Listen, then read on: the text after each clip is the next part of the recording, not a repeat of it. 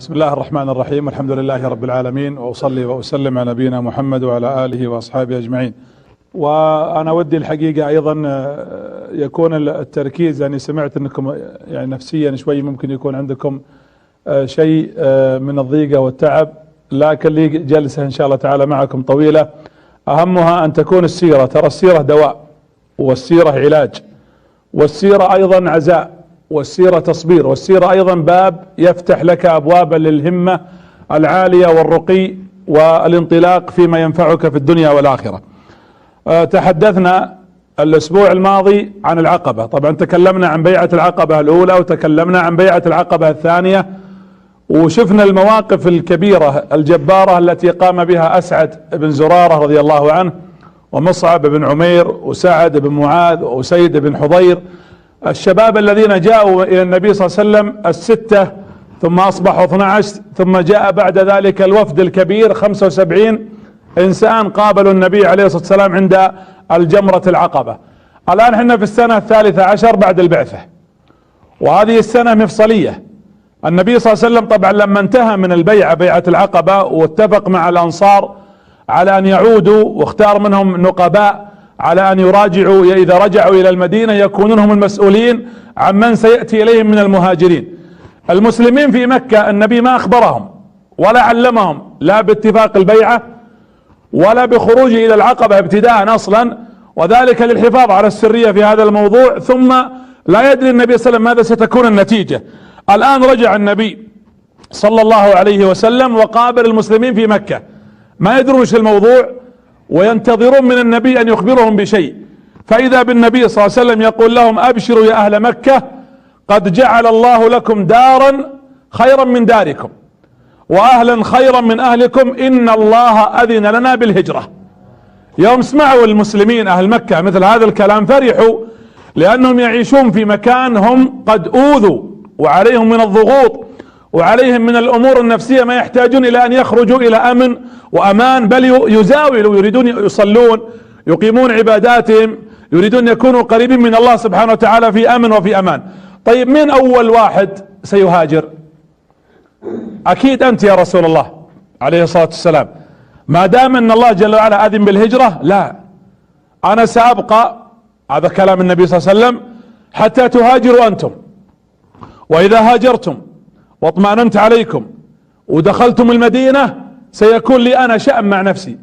بس يا رسول الله هذا خطير، يعني وجودك في المدينة يا رسول الله عليه الصلاة والسلام هذا فيه نوع من الخطورة، لكن رغم هذه الخطورة لو طلعت، هذا لسان حال النبي، وتركتكم سينتقمون قريش منكم، وستقتلكم قريش، وأنا آخر واحد يطلع، ولن أتقدمكم حتى أطمئن عليكم تماما. طيب ما هي الخطة يا رسول الله؟ اللهم صل على محمد. وأوصي وأكرر: كل ما سمعت اسم النبي صلى الله عليه وسلم فصلوا عليه وسلموا تسليما. استغلوها، لأننا فرصة، يعني يكفي أن الله يصلي عليك بالصلاة الواحدة كم؟ 10 صلوات. من صلى علي صلاة واحدة صلى الله عليه ب10. اللهم صل وزد وبارك على عبدك ورسولك محمد. خطة النبي صلى الله عليه وسلم تقوم على 3 أهداف، ركزوا معي.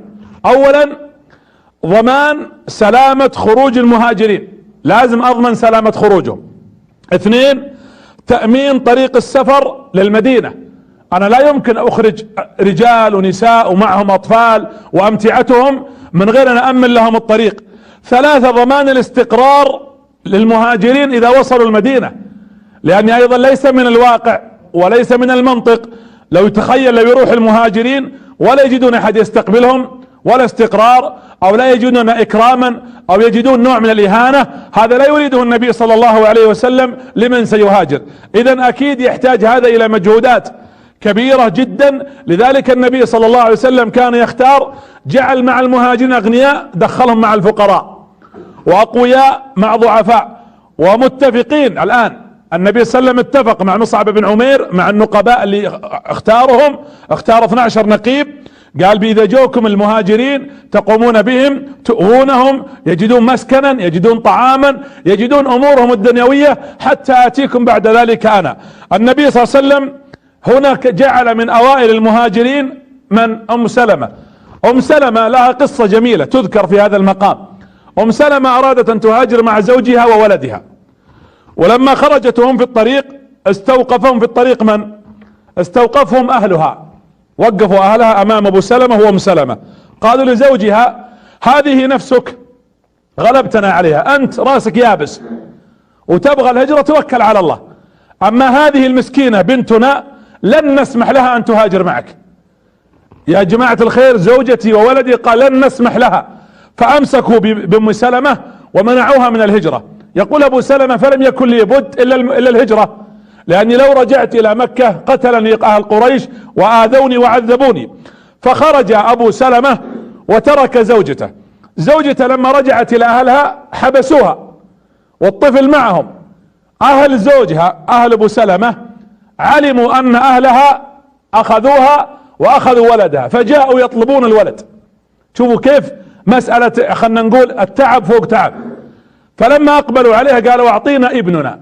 يقول الراوي، يقول: والله ان الولد هذا الصغير اهل الزوج يمسكونه بيده اليمين يسحبونه، واهل الزوجة بيده اليسار حتى خلعت كتفيه، والام ام سلمة تنظر الى هذا المشهد. طبعا نحن قد لا نشعر بشعور الام حينما ترى الابن مريضا او متعبا او بعيدا او يعذب او غير ذلك، ولا يعرف ذلك الا الامهات. تقول ام سلمة: فنظرت الى هذا ثم الح اهلي حينما خلع كتفه، اهله هو اهل الرجل اهل ابو سلمة، فاخذوه. تقول: فاخذوه وبقي عندهم قرابة سنة كاملة، عاما كاملا لا استطيع ان اراه.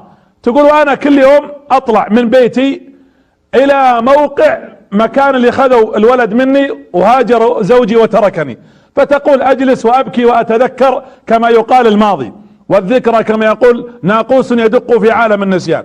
تقول: وارجع الى الناس وانا بدموعي، واستمريت سنة كاملة على هذه الحالة.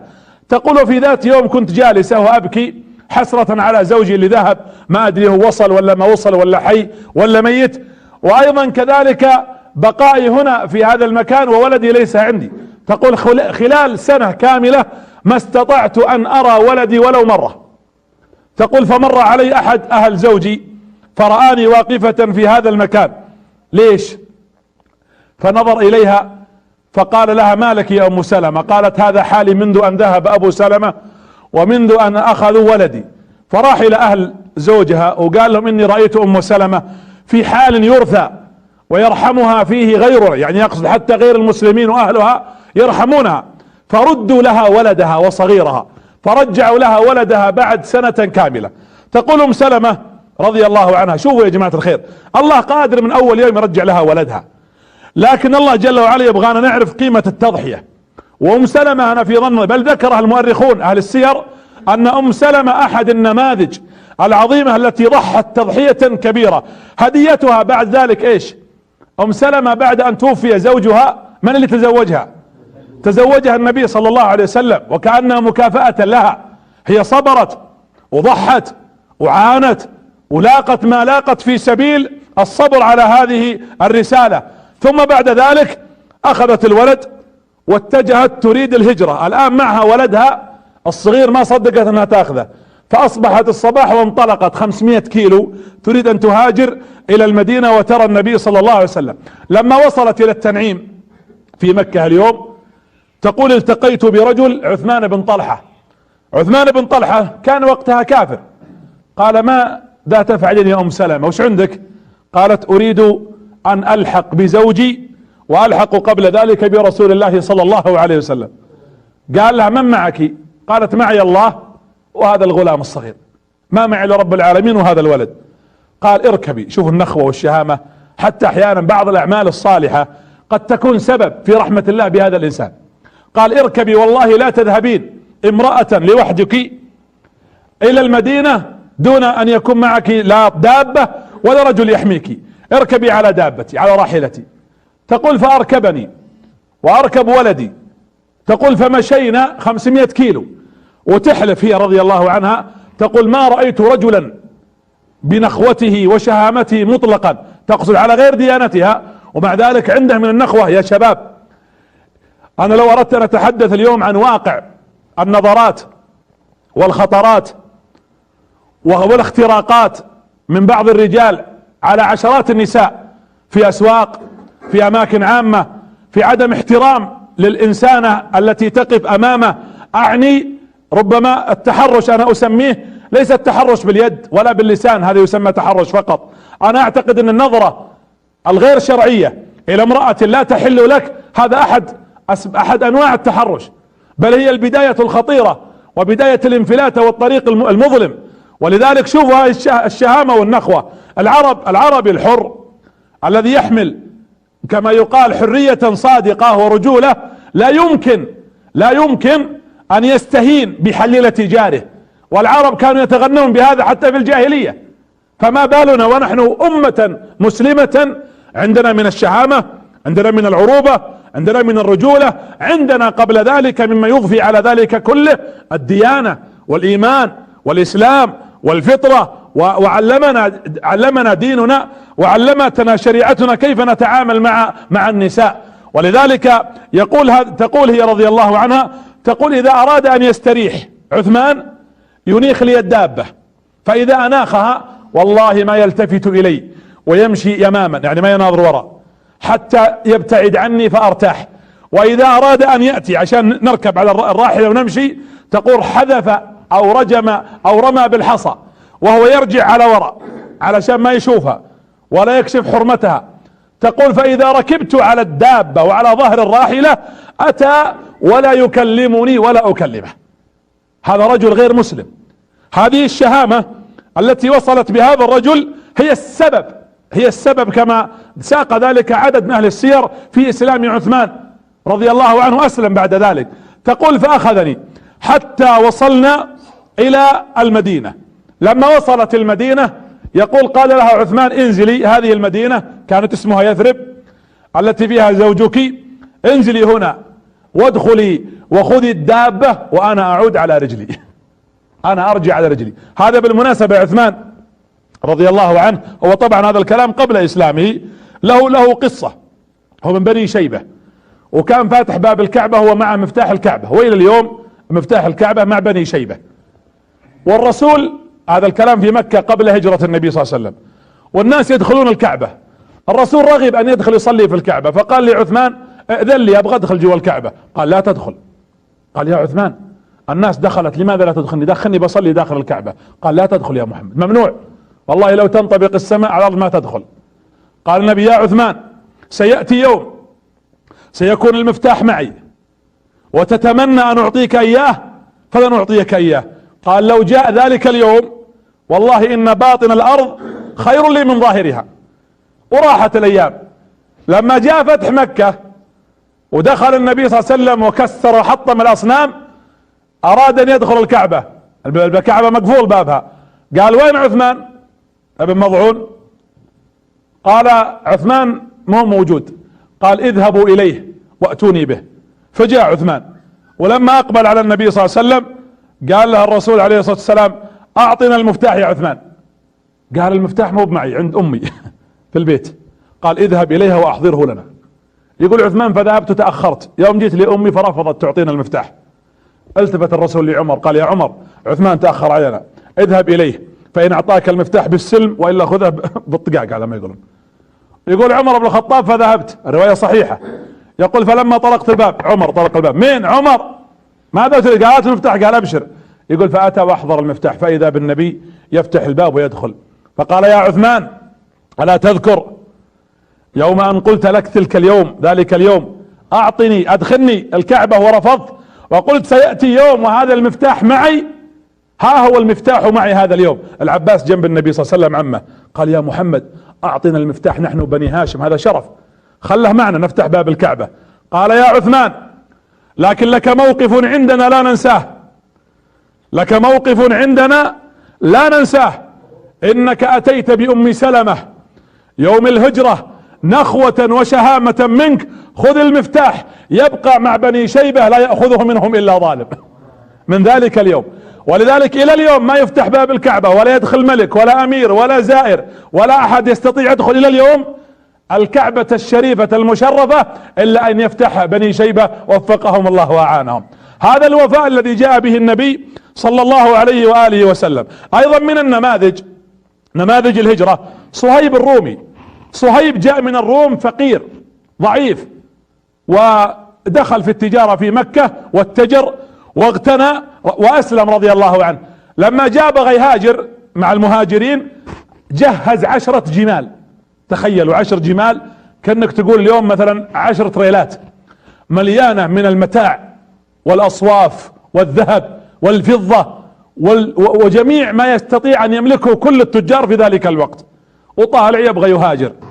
فشافه ابو جهل وشافوه الكفار قالوا وين خير ان شاء الله 10 جمال وطالع، هي وكالة كما يقال من غير بواب، اتيتنا صعلوك فقير واليوم تجمع هذه الاموال وتخرج امام اعيننا. قال انا اريد الهجرة، اريد ان اذهب الى مدينة رسول الله قبل ان تكون مدينة، طبعا الى يثرب. فنظروا اليه قال لن تخرج حتى تضع الجمال، تبغى تهاجر بسلامتك، لكن الجمال واللي عليها كلها ناخذه حنا. قال خذوا 9 وخلوا لي 1 عشان اركب عليه ويكون لي متاع وزاد من هذا الجمل او البعير الذي سيبقى. قالوا لن نقبل، اعطنا كل الجمال. قال خذوا 10 كلها، وهو لابس له بردة يعني مثل البشت الجميل، بردة نجرانية مخيوطة كما يقال ملكي. فقالوا حتى هالبردة اخلعها. يقول فخلعتها واعطيتهم اياها ثم خرجت والله ليس معي الا جلبابي، ما معه الا الثوب. يقول فمر عليه النبي صلى الله عليه وسلم وعلم الرسول بهذا الموقف، فلحقه في الطريق وقال له النبي ربح البيع ابا يحيى، ربح البيع ابا يحيى. ربح البيع لانك فعلا تنازلت عن دنياك. من يقدر اليوم يتنازل عن كل ما يملك؟ و10 جمال محملة بما سمعنا تساوي اليوم لو اردنا ميزانها مليارات الريالات، ومع ذلك يتنازل عنها في الرغبة في ان يشتري ما عند الله. وانزل الله جل وعلا ومن الناس من يشري نفسه ابتغاء مرضات الله، نزلت فيه رضي الله عنه وارضاه. وهاجر مجموعة من الصحابة، من ضمن من هاجر عمر بن الخطاب رضي الله عنه، والتقى بطريقه ب20 من الفقراء، وكان من ضمنهم عياش ابن ابي ربيعة وهشام بن العاص. عياش بن ابي ربيعة الحقه ابو جهل وقال له كيف يا عياش تهاجر وتترك امك؟ ترى امك اليوم حلفت 3 احلاف، اولا حلفت انها ما تاكل ولا تشرب، 2 حلفت انها ما تستظل تحت ظل يعني تقعد تحت الشمس، 3 حلفت انها ما تستحم يعني ما تغتسل حتى يمشي القمل في رأسها. ويقول عياش يعني رقت نفسي لامي. قال له عمر يا عمر لا تسمع كلام ابو جهل يكذب عليك. قال امي يا عمر انا ما اقدر اترك امي ما تتحمم وتقعد تحت الشمس ولا تاكل وتشرب. قال عمر اتركها ستجوع وتأكل وتضطر يأكلها القمل في رأسها وتستحم وتؤذيها الشمس وتستظل. قال لا يا عمر سأذهب اليها. ورجع رضي الله عنه. لما رجع قال له عمر خذ ناقتي. شوفوا التضحية، قال له خذ الناقة لعلك تذكرني وترجع عليها. يقول خذها ذكرى، يمكن كل ما شفت الناقة وانت راكب عليها تتذكر الهجرة وتتذكر المسلمين وتتذكر قبل ذلك رسول الاسلام صلى الله عليه وسلم. فاخذ الناقة ورجع وجلس عاما كاملا بعد رجعته هذه، لكن للأسف الشديد رجع ما كانت امه لا حالفة ولا شيء، لكن ابو جهل ضحك عليه ثم ربطوه وقيدوه وسجنوه وعذبوه فترة من الزمن. يقول عمر بن الخطاب ولما نزل قول الله جل وعلا قل يا عبادي الذين اسرفوا على انفسهم لا تقنطوا من رحمة الله، كتبها عمر في رقعة من عمر بن الخطاب الى عياش، قال لقد انزل الله على رسوله هذه الايات، فقرأها عياش وتذكر الهجرة ثم ركب على دابته وهاجر والتحق بالنبي صلى الله عليه وعلى آله وأصحابه وسلم تسليما كثيرا. بقي الآن في المدينة في مكة من؟ بقي مجموعة قليلة من المسلمين، من أهمهم بقي النبي عليه الصلاة والسلام، أبو بكر الصديق، علي بن أبي طالب، وبعض المسلمين، وبقي أهل بيت النبي وأهل بيت الصديق رضي الله عنهم. تضحية في المواقف لا يمكن. بدأ قريش تحس الآن أن الرسول شكله بيروح، أغلب الصحابة طلعوا وهاجروا والنبي صلى الله عليه وسلم جالس، أكيد أن محمد يخطط إلى شيء.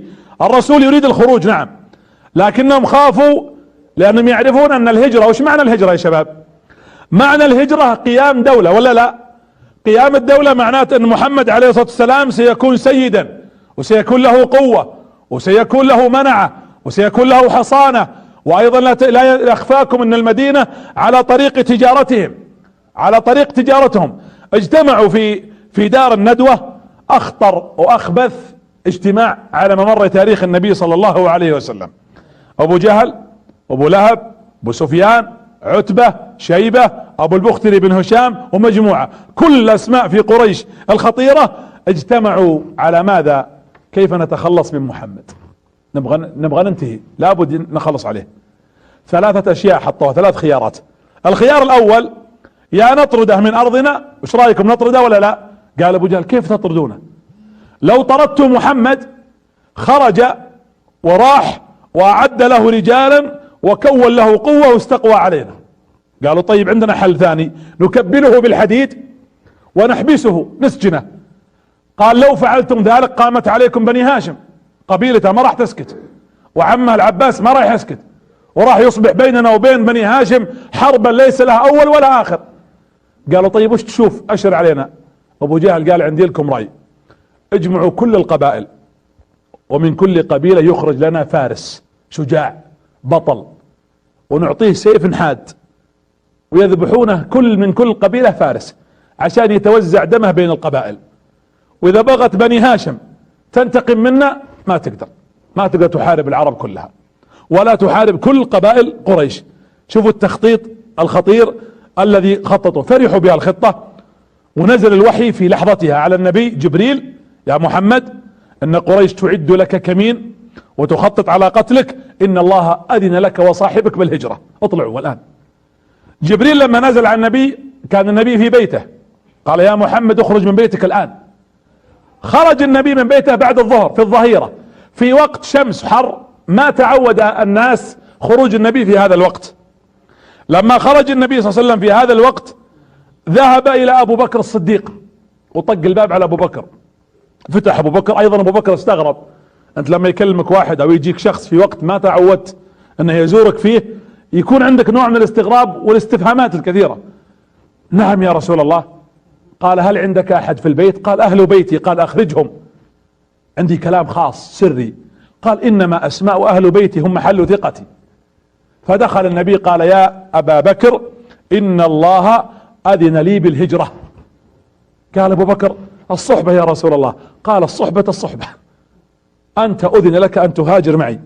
ابو بكر الصديق فرح وجلس يبكي من شدة الفرح. يا جماعة عمركم شفتوا واحد يبكي فرحا ان يترك بلده وان يخاطر بنفسه؟ تقول عائشة في الصحيح، تقول ما رأيت رجلا يبكي فرحا، واحد يبكي فرح مثل ما رأيت من شدة الموقف اللي رأيته في ابو بكر الصديق لما اخبره النبي صلى الله عليه وسلم بصحبته له في هجرته صلى الله عليه وسلم.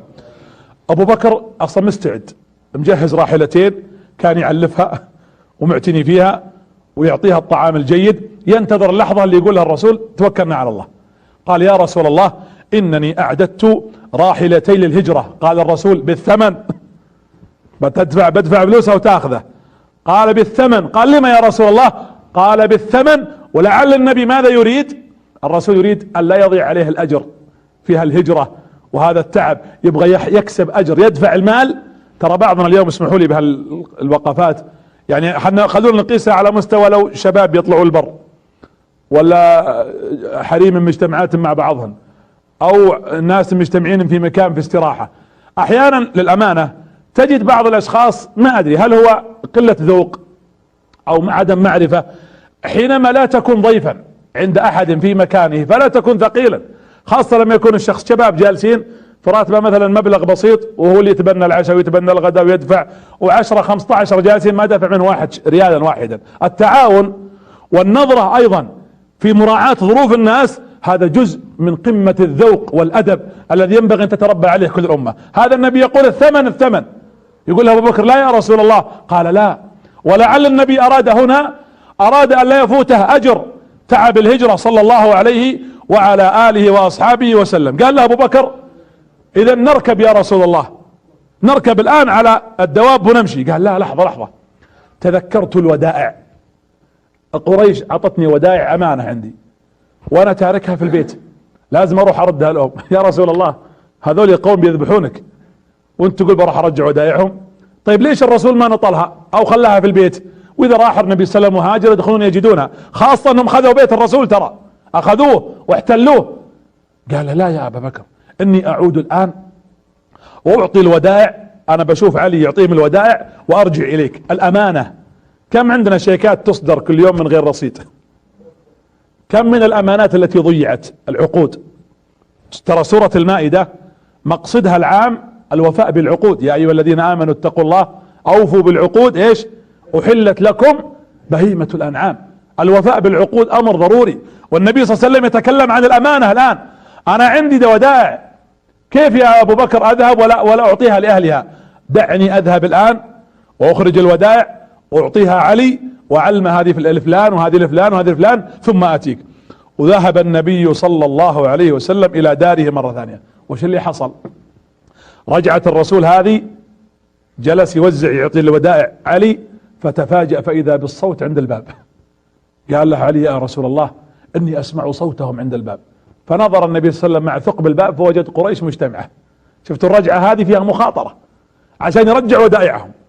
قال له الرسول اسمع يا علي، الان بدت الخطة، اجلس في مكاني وخذ بردتي، البشت هذا حقي خله معك، ونم في الفراش، ثم اذا نمت غط نفسك بالبردة. من يقدر يسوي هذا الموضوع؟ واحد بيموت، تقول واحد تراك بتذبح في ذا الفراش، يعني الموت لك 100%، وتنام في فراشي. شوفوا علي بن ابي طالب يوم يبايع النبي عمره 10 سنين، والان عمره 23 سنة. يوم قام يبايع مع بني هاشم ضحكوا عليه قالوا اجلس، اتبايع اطفال؟ انت يا محمد تبايع هذا الطفل ابو 10 سنين؟ لكن اليد اللي مدها للنبي كانت يدا فعلا حقيقية، شجاع. 23 وين شبابنا اليوم؟ قال نعم يا رسول الله، ابقى في هذا الفراش.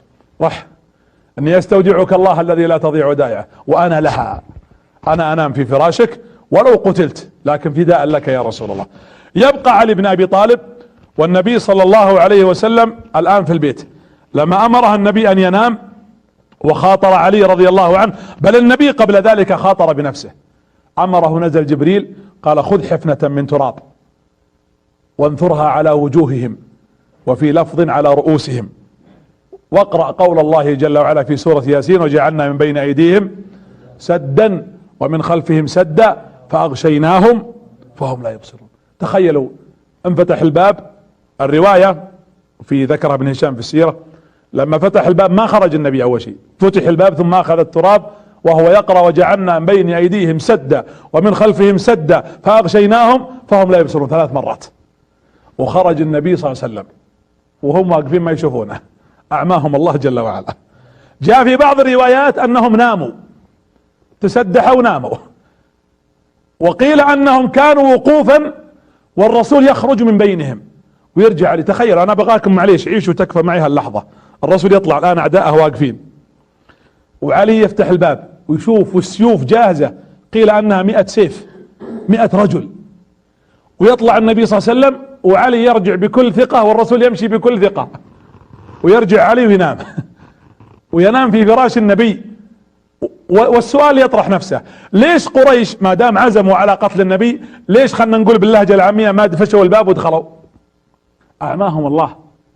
هنا الله جل وعلا يقول انت اليوم رجعت يا محمد لتؤدي الودائع ونحن نحميك ونعطيك انا الوكيل وانا الرقيب وانا الحفيظ وانا على كل شيء قدير سبحانه وتعالى. خرج النبي صلى الله عليه وسلم وتوجه النبي مباشرة لبيت ابو بكر. شوفوا لما دخل بيت ابو بكر وركبوا الدواب، ما خرج الرسول من الباب اللي في الواجهة، طلع من الباب الخلفي، وهذا فعل السبب. فخرج مع ابو بكر ووضع اللثام على وجهه عليه الصلاة والسلام، واتجه النبي وين؟ المدينة شمال ولا جنوب مكة؟ شمال. الرسول وين اتجه؟ اتجه جنوب، لانه يريد، اكيد قريش ما راح تفكر له في شيء واحد، قريش ستقول ما دام اصحابه ذهبوا الى يثرب المدينة فقطعا سيذهب اليهم يلحق بهم. فالرسول لا، قال لعلي يجلس في فراشي تعطيل، اقعد هنا خلنا نعطلهم، وانا ماني برايح شمال الطريق المتوقع اني اكون فيه، انا بروح جنوب. فركب النبي صلى الله عليه وسلم. تدرون من بين المسجد الحرام الى جبل ثور كم كيلو؟ من يعرف؟ 4 كيلو وشوي. تخيلوا الرسول عليه الصلاة والسلام مشى هذه المسافة مع ابو بكر الصديق. النبي صلى الله عليه وسلم يمشي الان وهو يريد يذهب. طبعا لازم تفهمون شيء، نقطة معينة، ترى النبي ما راح يقصد الجبل، ما يدري. الرسول خرج يبحث عن مكان آمن، مثل الانسان اللي طالع هارب اذا شاف له مكان سيدخل فيه. الرسول طالع الان ما يدري اي مكان سيقف اليه. بعض الناس حتى هذا ذكر بعض المؤرخين ان الرسول قصد الجبل للغار، اصلا الرسول ما يعرف ان في الجبل غارا، وفيما يثبت ذلك في السنة. النبي صلى الله عليه وسلم يمشي الان عليه الصلاة والسلام باتجاه الشمال وباتجاه الجنوب ولا الشمال؟ الجنوب، ومتوجه صلى الله عليه وسلم، وترك الان خلف مكة صلى الله عليه وسلم خلفه. طبعا دقة في التخطيط. واذا بالنبي صلى الله عليه وسلم يمشي حتى وقف وراء الجبل. يوم شاف الجبل قال لأبي بكر لعل نصعد الى هذا الجبل. الجبل انا رحت الجبل ثور ووقفت عليه، بل وصلت الى الغار. طبعا ليس من السنة زيارة الجبل، اساس لا يقول بعض الناس ليس من السنة، ولم يرد في زيارة لا جبل ثور ولا غار ثور ولا غار حراء ولا غيرها، ولم نؤمر بذلك. لكن اذا ذهبت مرة من المرات اريد الحقيقة اتخيل مشاعر، انا اهتمامي في السيرة كبير واردت اتخيل تلك المشاعر. والله يا جماعة الخير اني حسبتها بالساعة، من الارض الى قمة الغار 2.5 ساعة. في هذا الوقت الان بعد مرتب وفي طريق شبه ممهد الى حد ما. تخيلوا النبي صلى الله عليه وسلم، تدرون كم قدم؟ 3000 قدم تقريبا، يعني قرابة 750 متر او نحو هذا، 750 متر. ولك تتخيل وعورة الجبل. انا اتكلم عن جبل صعدته ورقيت اليه ودخلت الغار، وسأصفها لكم كما شاهدته بعيني. النبي واقف الان، سبحان الله، جبل ثور ما فيه ممر، يعني لا يمكن رحولة الى اليوم، لا يمكن تجد ممرا في الجبل الا هذا الطريق، كأن الله خطه لمحمد وهيئه له، يعني كأنه مرسوم لك يا رسول الله. تدور على الجبل، كل الجبل لا تجد مدخلا للجبل يدخلك ممرا، يعني واضح انه طريق الا هذا الطريق، وعر صخور وحجارة جدا كبيرة. النبي صلى الله عليه وسلم عمره 53 سنة، ابو بكر 51 سنة. الجبل جدا مرتفع طويل، انت تتكلم على قرابة اكثر من 2.5 ساعة تقريبا تمشي حتى تصل الى قمة الجبل. لكن النبي عليه الصلاة والسلام يريد ان يختبئ ويبحث عن موقع او مكان مناسب يختبئ فيه عليه الصلاة والسلام. لا يعرف الرسول عن وجود الغار. يصعد النبي صلى الله عليه وسلم وعورة الجبل ويتعب عليه الصلاة والسلام. اللهم صل على محمد. يا حبيبي يا رسول الله، والله قمة التضحية وقمة البذل لنشر هذه الرسالة عليه الصلاة والسلام.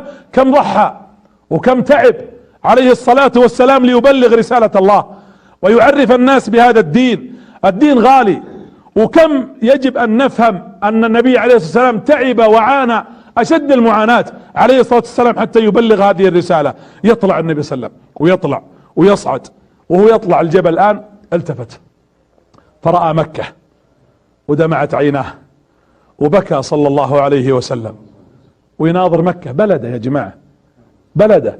انا اجزم انتم الان يا شباب البعد عن دياركم وعن اهلكم، يمكن بعضكم ساكن في الرياض، مع انكم في خير ولا انتم الحمد لله رايح لا في هجرة ولا انتم مطرود ولا انتم مسجون، الا انك تشعر بالفقد.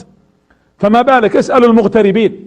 وانا بالمناسبة ارسل رسالة لاخواننا كل من شرد وكل من ترك اهله او حتى وفدوا الينا في بلادنا هذه او في غيرها، نقول انتم بين اهلكم واخوانكم ابتداء، لكن نعرف مرارة البعد، مرارة فقد البلد والوطن. ولذلك النبي صلى الله عليه وسلم يذهب وهو يصعد الان يلتفت على مكة ويقول والله ان الله يعلم انك احب البلاد الى قلبي، ولولا ان اهلك اخرجوني ما خرجت ابدا. شفتوا العاطفة للبلد، العاطفة للوطن، هذا ترى حب صادق، حب وانتماء لوطنه لبلده، حب وانتماء لأم القرى، حب ورغبة للكعبة، حب للحرم. النبي صلى الله عليه وسلم يبكي ويصعد الجبل، اول خروج من بلده مهاجرا تاركا بلده عليه الصلاة والسلام. طيب وين البراق؟ ليش ما نزل جبريل؟ جانا حنا البراق وودى الرسول للمسجد الاقصى. طيب ليش ما يجي البراق وياخذنا للمدينة؟ لا، انت خطط يا محمد، ابذل مجهود، افعل اسباب. يا شباب الحياة ما السماء لا تمطر ذهبا ولا فضة. الحياة ما هي بسوالف. اسألوا من شابت لحاهم. الحياة تعب، الحياة كد. اسألوا النساء الكبيرات في البيوت كيف ربينا الرجال وخرجنا الرجال والقادة بالتعب والصبر. المسألة ما هي بلقمة تأكلها ملعقة كما يقال من ذهب، لا.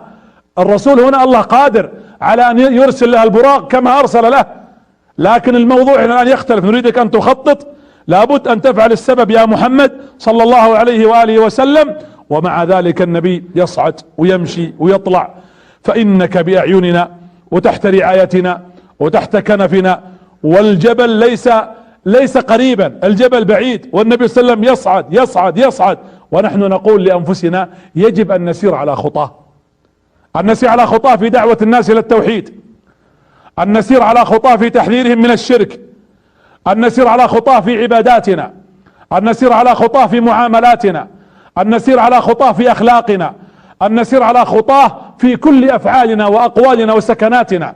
هذا رسولنا صلى الله عليه وسلم، إمامنا وقدوتنا عليه الصلاة والسلام. ليقول الآن الطبيب أنا طبيب لكن على منهج محمد بن عبد الله، وأنا مهندس وعلى طريقة محمد بن عبد الله صلى الله عليه وسلم، وأنا رجل أعمال، وأنا تاجر، وأنا داعية، وأنا عالما، وأنا خطيبا، وأنا أميرا، وأنا وزيرا، وأنا حاكما، وأنا إعلاميا. الكل يجب أن يسير على منهج محمد بن عبد الله صلى الله عليه وآله وأصحابه وسلم. وهو على يصعد الرسول يبكي يمسح دموعه، يقول أبو بكر فنظرت إليه وهو ينظر للكعبة، يناظر بلده التي لم يخرج منها، يعني لم يخرج منها تاركا لها، فإذا به يبكي. يقول أبو بكر فعلمت أن الوحي نزل عليه جبريل بوحي جديد وبسورة جديدة نزلت عليه سورة القصص نزلت. شوفوا، وهذا من جمال القرآن.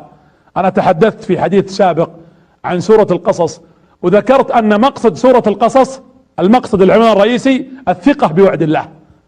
وذكر الله قصة موسى. أنا أبغاك تتخيل النبي وهي تنزل عليه آيات سورة القصص، وجاء من أقصى المدينة رجل يسعى ينادي موسى، يناديه قال إن الملأ يأتمرون بك فاخرج إني لك من الناصحين. نفس الموقف يا رسول الله، موسى كان خارج خايف، وأنت الآن تخرج يا نبي صلى الله عليه وسلم، تركت هؤلاء الذين أرادوا إيذائك. ثم أيضا لك أن تتخيل والنبي يقرأ قول الله جل وعلا وينزل عليه وقال ربي نجني من القوم الظالمين، قصة موسى. ثم لما دخل على شعيب في مدين قال له شعيب لما قص على القصص قال نجوت من القوم الظالمين. الرسول يسمع الآيات وهي تنزل عليه وهو يعلم أن هذا وعد لك يا محمد. شوفوا الآية، موسى في سورة القصص في أول السورة مو كان طفل ولا لا؟ أنا بضرب لكم مثال. أم موسى ولدت موسى مهدد بالقتل من يوم حمل في بطن أمه، ولذلك قالت بني إسرائيل قالت أوذينا من قبل أن تأتينا ومن بعد ما جئتنا. أنت قبل تجينا موسى ذبحنا بسببك، ولما جئتنا الآن وصرت نبي أيضا موسى فرعون قتلنا بسببك، ففرعون يا موسى فعل لنا هذا الفعل. فولدت أم موسى الولد وهي عارفة أنه سيقتل، فجاءها جبريل. أنا اسمحوا لي الآن أتوجه للأمهات. الأم تعرف معنى الولد وقيمة الولد، فقال الله جل وعلا جبريل بوحي يا أم موسى ضعي هذا المولود وين فيه؟ في التابوت. يا جماعة يا أمهات، الولد يحط في التابوت. هالحين احنا في الشتاء لو تقفل الباب وتخلي الدفاية شغالة في الغرفة يمكن الحق الولد يفتح الباب لا يموت عليك لا ينكتم، فما بالك يوضع في تابوت يحفظ فيه الأموات. طيب أم موسى تقول العقل البشري غير متقبل، لكن هذا أمر الله. استجابت، حطت موسى في التابوت. الرسول يقول ظنت أم موسى أن التابوت سيكون قريبا منها عشان تفتح تراقب تنفس ترضعه ترجعه، لا، هي حطتها في التابوت صح، استجابت. على طول جاء الأمر الثاني، اقذي فيه وين؟ في اليم. يا رب هذا كلام قرآن، لو مو بقرآن يمكن ما نصدق. هذا كلام الله جل وعلا، آمنا وصدقنا. ضعيه ألقيه. لاحظ القرآن ما قال في آية قال اقذفيه وفي آية قال ألقيه، ما قال ضعيه حطيه، قذف رمي حذف. وحملته وأخته وبدأت ترفع هكذا ثم ألقته في البحر. يا جماعة وهي تشوف البحر الآن والولد في تابوت، وفي البحر خافت الموج، قام يلعب بالتابوت فخافت على الولد يموت. قال الله لها في نفس اللحظة ولا تخافي. يا الله يا رب، حتى الخوف، انا بخوفي مو بعدم ايمان، انا واثقة بنصرك لكن خوف طبيعي. قال لا تخافي ان شاء الله انا امنت. ثم حزنت على البعد الفراق، قال الله ولا تحزني. ثم قال إنا ايش، هذه سورة القصص، تخيل الرسول يسمع الآيات، إنا رادوه إليك وجاعلوه من المرسلين. رجع ولا ما رجع موسى؟ بعدها ماذا قال الله؟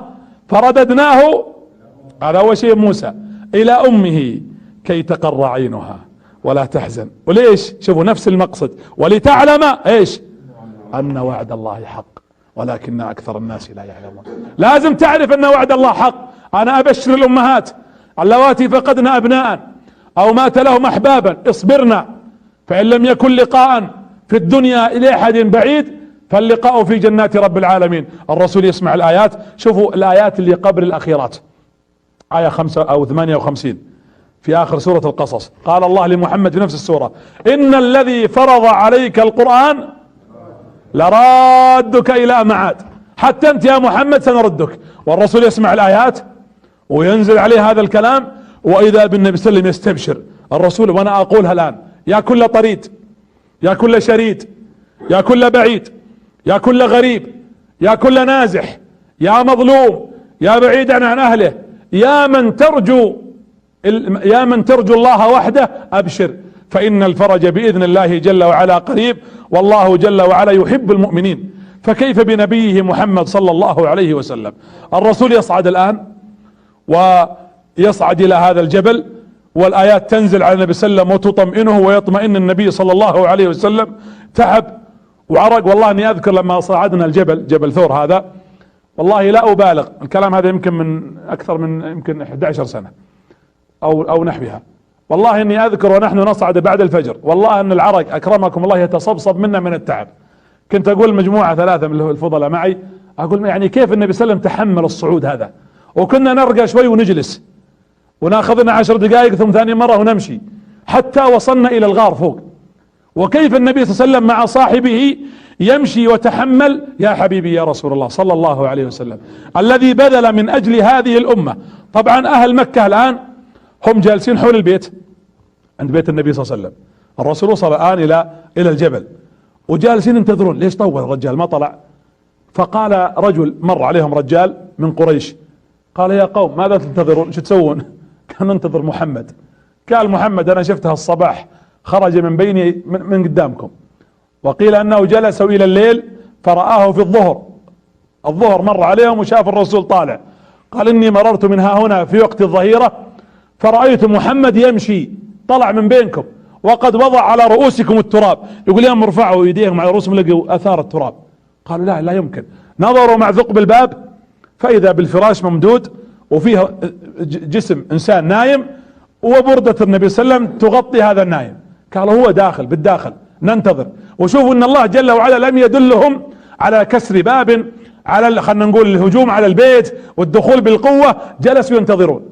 علي بن ابي طالب لما اراد الله جل وعلا خرج، لما فتح الباب رفعوا السيوف فاذا باللي في الوجه علي بن ابي طالب رضي الله عنه وارضاه. اين محمد؟ طبعا علي ما يدري، يعني ما يعرف وين اتجاه النبي، يعرف ان النبي ذاهب للهجرة لكن ما يعرف هل ذهب جنوب شمال شرق غرب، لا يعرف. وهذا من حكمة النبي صلى الله عليه وسلم حتى لا يؤذى علي لهذا السبب. علي بن ابي طالب هنا الان كما يقال اسقطوا في ايديهم وهم تفاجؤوا بان النبي صلى الله عليه وسلم ذهب. اين رسولك؟ لا اعرف. الى هاللحظة لا يعرف عن مكان النبي طريق الهجرة اتجاهه الا من يعرف. لا هذا عبد الله بن ريقط هذا الدليل، وبالمناسبة ترى كان كافر في ذاك الوقت. لا اسماء بنت ابي بكر هي التي تعرف اتجاه النبي صلى الله عليه وسلم. طبعا في رواية تقول ان اسماء كانت تروح بالطعام، هذه رواية غير صحيحة. الرواية الصحيحة ان اسماء جهزت الطعام قبل خروج النبي صلى الله عليه وسلم وابو بكر الصديق رضي الله عنه، وجابت نطاقها وشقتها، قطعتها نصفين. النصف الاول جعلته كالجراب، يعني جعلتها مثل خلنا نقول المكان الذي يوضع فيه الطعام، ثم ملأته طعاما، والوصلة الثانية ربطت به وسميت وضع ايش؟ ذات النطاقين لهذا الفعل. الرواية التي انتشرت عند الناس وهي غير صحيحة انها كانت تذهب الى الغار كل يوم 3 ايام. هذه الرواية والله اعلم انها غير صحيحة، لكنها بذلت اسماء. وايضا اكرر، شوفوا المرأة في الاسلام، المرأة منذ اللحظة الاولى وهي مع النبي، يعني الرسول اخبرها بطريقه وين رايح، ولم يخبر علي رضي الله عنه. طبعا هو لم يخبر علي خشية عليه من ان يؤذى من قريش، واخبر اسماء لان عبد الله اخو اسماء ولد ابو بكر الصديق سيحضر لهم الاخبار، يتلمس الاخبار في مكة ويأتي الى الموقع هذا ويخبر النبي صلى الله عليه وسلم. طبعا كيف عرف عبد الله ان الرسول وابو بكر في الغار؟ عن طريق منه عامر ابن ابي فهيرة. عامر هذا راعي اللي ابو بكر الصديق كان يرعى الغنم، اسلم وكان رقيق عبد، واعتقه ابو بكر الصديق ومات في بئر معونة في تلك المعركة. ولما مات ما وجدوا جثته، يقول الصحابة فبحثنا عنه فلم نجدها، فالتفت العباس يقول التفت فوجدته بين السماء والارض تغسله الملائكة. لسبب هذا الموقف، ترى لا ماله في التاريخ ولا في الشريعة موقف الا هذا الموقف العظيم، ومع ذلك كرمه الله بان يغسل، وهذا اقره النبي صلى الله عليه وسلم، اي غسيله بين السماء والارض. يقول الصحابة والله التفتنا فوجدناه يعني يغسله الملائكة ويلفونه وهو بين السماء والارض اكراما له رضي الله عنه وارضاه، وهو راعي غنم. كان فقط وش يسوي؟ يفعل حاجتين. الشيء الاول انه يحلب الشاة ويحضرها للنبي ولصاحبه رضي الله عنه، والشيء الثاني انه كان يمسح الاثر. اذا مشى النبي وابو بكر يمسح اثارهم، اثار رجليهم وهم يمشون، واثار الرواحل والدواب، حتى لا تتتبعها قريش وتعرف موقع النبي صلى الله عليه وعلى اله واصحابه وسلم. طبعا اسماء ذات النطاقين كانت حامل في تلك الفترة، وقيل ان اول مولود ولد في المدينة هو ولدها. من هو؟ عبد الله بن من؟ ابن الزبير بن العوام، هو ولد اسماء رضي الله عنه. عبد الله بن الزبير يكفيه فخرا انه كان احد كبار خلفاء المسلمين، وتاريخه رضي الله عنه ليس هذا محل ذكره، فكافأ الله امه به، وكوفئ هو رضي الله عنه ايضا بالشهادة والخلافة. الان قريش بدأت تأكدت 100% لما شافت علي في مكان النبي ان محمدا عليه السلام خرج. قالوا يمكنه عند صاحبه، اقرب موقع يروح له الرسول اذا مو في الكعبة عند ابو بكر صديقه وصاحبه، خلونا نروح نطق بيت ابو بكر. راحوا بيت ابو بكر الصديق وطرقوا الباب، فتحت اسماء رضي الله عنها: وين ابوك؟ ما هو موجود. اين ذهب؟ ما ادري. ولطمها ابو جهل بكف على ما يقولون بمصطلحنا المعاصر على وجهها، فسقطت والدم يصب من وجهها، لكنها صابرة وثابتة وحافظة للسر وتحفظ هذا المكان ولا يمكن ان تتكلم. خرجت قريش وجلست الان جنت جنون قريش، اين ذهب محمد؟ قالوا اذا نبحث عنه في طريق المدينة شمالا، ولابد ان نكون سنجده في هذا الطريق، اكيد انه ادرك اصحابه ولحق بهم وهاجر اليهم. انا ابغاكم تشعرون بهذا الاحساس.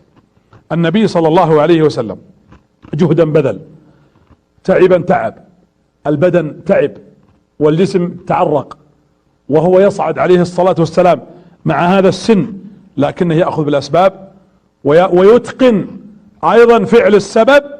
وهو الآن يصعد النبي صلى الله عليه وسلم إلى هذا الجبل. آخر نقطة، شوفوا، إذا فتح لك الله باب لابد أن تفعل فيه السبب. لو فرضنا أن فعل السبب عندك 100%، تراك لن تصل لمقصودك لو فعلت 99%. سووا السبب 100%، إذا أتمه الله فذلك أمر الله. النبي صلى الله عليه وسلم يتقن فعل الأسباب إلى أدنى درجة، إلى أدنى ما يستطيع. لماذا؟ سؤال، لماذا نؤرخ اليوم نحن بالهجرة؟ ليش تاريخنا 1436 هجرية؟ ليش ما أرخ المسلمون بمولد النبي صلى الله عليه وسلم؟ أو ليش ما أرخوا بفتح مكة؟ أو ليش ما أرخوا بيوم حجة الوداع اللي أكمل فيها الدين؟ اليوم أكملت لكم دينكم. عظمة الهجرة هذا الصحيح كلام. الهجرة أرخنا بها لأن تاريخ الأمم الحقيقي ليس بالانتصار. الانتصار الحاسم ليس هو التاريخ الحقيقي. التاريخ الحقيقي هو الوقوف والثبات في المحن امام العدو والثبات على الحق. اذا ثبت امام العدو هذا جزء من الانتصار وهو اول الانتصار. ولذلك ارخ بداية النظر وبداية التاريخ لهذه الامة كان تاريخ الهجرة. الهجرة يوم انتصار. كل الناس في لحظة النصر يأتون مهنئين ويأتون مباركين ويأتون مصفقين، لكن من الذي يثبت معك في وقت الشدائد؟ وقد قالها الاول: جزى الله الشدائد كل خير وان كانت تغصصني بريقي وما شكري لها الا لاني عرفت بها عدوي من صديقي.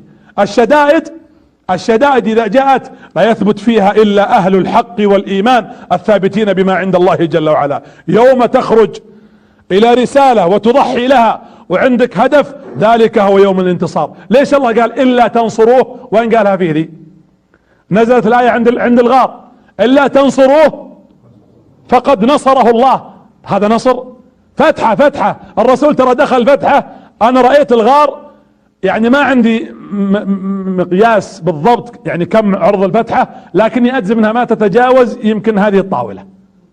فتحة والله يا جماعة الخير. وانا واقف كان مكتوب الآية على الغار ايضا: الا تنصروه فقد نصره الله اذ اخرجه الذين كفروا ثاني اثنين اذ هما بالغار اذ يقول لصاحبه لا تحزن ان الله معنا. تخيلوا الآية تنزل على النبي. يا جماعة الله سمها الفتحة هذه نصر. حفرة غار نصر. الا تنصروه فقد نصره الله. انا داخل الغار مختبئا وتسميه يا ربي نصرا. نعم، مثل لما دخل الشباب اصحاب الكهف الى الكهف قال الله: فأووا الى الكهف ايش ينشر لكم ربكم من رحمته. في الكهف نعم، ويهيئ لكم من امركم رشدا. هذا الكهف احتضان ونور وهداية، وهذا الغار احتضان ونور وهداية ونصر. والغار الاول كذلك غار حراء نور وهداية ونصر وتمكين لك يا محمد. الا تنصروه فقد نصره الله. وانا اقولها اليوم ردا على هؤلاء السفهاء في فرنسا وفي غيرها، ومن ارادوا او حاولوا او ظنوا انهم يستطيعون ان يتهكموا بحبيبنا بقدوتنا بقائدنا بقرة اعيننا بمن نفديه بالاباء والانفس والاولاد والامهات والاموال محمد صلى الله عليه وسلم. نقول كما قال الله جل وعلا: فسيكفيكهم الله. اليس الله بكاف عبده ويخوفونك بالذين من دونه. هذا نبيكم عليه الصلاة والسلام. النبي الآن عند الغار، والصحابي الجليل أبو بكر الصديق ينظر إلى هذه الفتحة. يا شباب يا جماعة الثبات، اجعلوا فتحة أمل لكم. والله إني أقولها لكل مظلوم، كل من اسودت الدنيا في وجهه. عليك ديون، عندك مشاكل، طلقت زوجتك، تعانين أنك طلقك زوجك من غير وجه حق، هناك من يظلمك رئيسا اميرا وزيرا مسؤولا، هناك من يستبدك، هناك من يستبزك. اقول اعلم ان لو سدت في وجهك بالدنيا اذا تعلقت بالله فان الامل موجود باذن الله جل وعلا. هذا الغار فتحة لكنها انطلقت منها الرسالة وانتصر منها الاسلام. اجعلوا من فتحة الغار فتحة للقلوب امال، حتى في السواد الاعظم وفي المشاكل الكبيرة في المدلهمات. يا امة اعطوا امتكم، اعطوا دينكم، ابذلوا، اجتهدوا، قدموا، ضحوا، اتعبوا قليلا من اجل هذه الرسالة وسيصل. ثم لما اراد الرسول يدخل الان عند الغار، طبعا داخل الغار ما تقدر توقف. الغار بالمناسبة انا ما ادري كيف اوصفه، لكن اسمحوا لي. لو الغار اول ما تدخل هو عبارة عن نزلة ثم يرتفع شوي، في فتحة طبعا في الخلف، الفتحة اللي وراء وانت واقف. طبعا الغار من الغريب في الغار انه حجر، والله صخور ثلاثة. والله العظيم اني دخلته وتأملت 3 صخور، صخرة فوق وصخرة من يمين صخرة من يسار بهالطريقة. طبعا اول ما تدخل اشبه ما يكون بالنزلة، مرتفع كذا شوي ثم يستقر، وفي مساحة يعني لا بأس بها في الداخل لكن ما تقدر توقف. الفتحة اللي وراء صغيرة ما يدخل معها احد، لكن تقدر تشوف يعني وانت واقف على طول شخص متوسط الطول عيونها تكون امام الفتحة هذه، لكن الامام لا، لازم تنزل راسك. انا جالس اتخيل لما دخلت الحقيقة تلك الفتحة والغار، اقول انا تخيلت ابو بكر ابتداء لما جاء الرسول بيدخل قال له ابو بكر انتظر يا رسول الله تأذن لي؟ قال ليش؟ قال ابدخل اتفقد الغار حتى لا يكون هناك دابة ولا ثعبان ولا شيء يقرصك او يؤذيك. وتخيل الصديق يدخل رضي عنه يتلمس اي جحر موجود يسده معه النطاق هذا حق اسماء يقطع منه ويسد في الفتحات حتى تخرج حية ولا عقرب ولا احد القوارص فتؤذي النبي صلى الله عليه وسلم. اي تضحية يا جماعة، اي تضحية يفعلها هذا الرجل الصديق رضي الله عنه الذي صاحب النبي صلى الله عليه وعلى آله واصحابه وسلم. ثم دخل النبي صلى الله عليه وسلم، اشتدت وتعب النبي وجلس النبي صلى الله عليه وسلم في هذا الغار. الرسول جلس الآن قرابة كم؟ قرابة جلس 3 أيام. الغار بقي النبي صلى الله عليه وسلم 3 أيام. يجي عامر بن ابي فهيرة هذا يجيب الحليب ويعطيه النبي، يقول ابو بكر شرب النبي حليبه، الحليب اللي له وانتهى، وشربت رمغة شوي يعني جغمة خلينا نقول بلهجتنا العامية فابقيته لعل النبي يحتاجه. يقول فلما فاق النبي اعطيته الحليب او اللبن.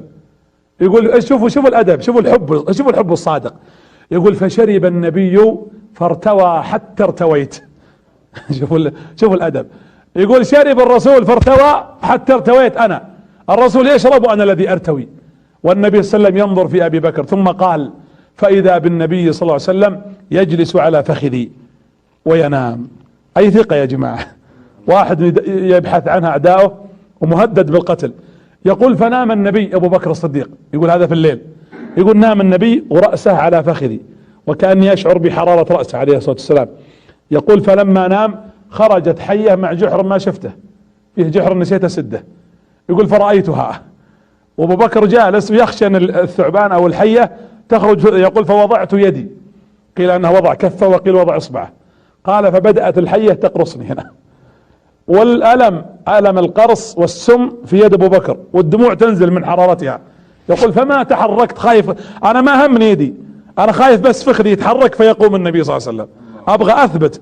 يقول فنزلت دموعي على وجهي ففاق الرسول فرآني قال ما لك يا ابا بكر؟ قلت يا رسول الله ثعبان او حية خشيت ان تؤذيك فرددتها بيدي. قال فنظر النبي ثم نفث فاذا بالسم يخرج من يد ابو بكر الصديق رضي الله عنه وارضاه. هذا الذي يستحق هذا الذكر الذي ذكره النبي، ذكره الله جل وعلا اذ يقول ايش لصاحبه وهو ابو بكر الصديق رضي الله عنه الذي صاحب النبي صلى الله عليه وسلم في هذا الغار. جلس النبي 3 أيام في هذا الغار، واذا بالنبي عليه الصلاة والسلام، طبعا الخبر الان انتشر في مكة وجلسوا يبحثون عن النبي صلى الله عليه وسلم. الغريب ان قريش وقفت عند هذا الجبل. وشوفوا مراد الله، يعني قريش جلست تبحث، ناس راحوا جنوب وناس راحوا شمال. ولما اقبلوا على الجبل ترددوا نرقى ولا ما نرقى. يقولون فقال ابو جهل فيه فتحة هنا، فيه مكان ممر، لكن هذا محمد لا يستطيع ان يصعد اليه، يعني هذا الجبل طويل، تتكلم على اكثر من حول 3000 قدم تقريبا، 2000 وشوي قدم.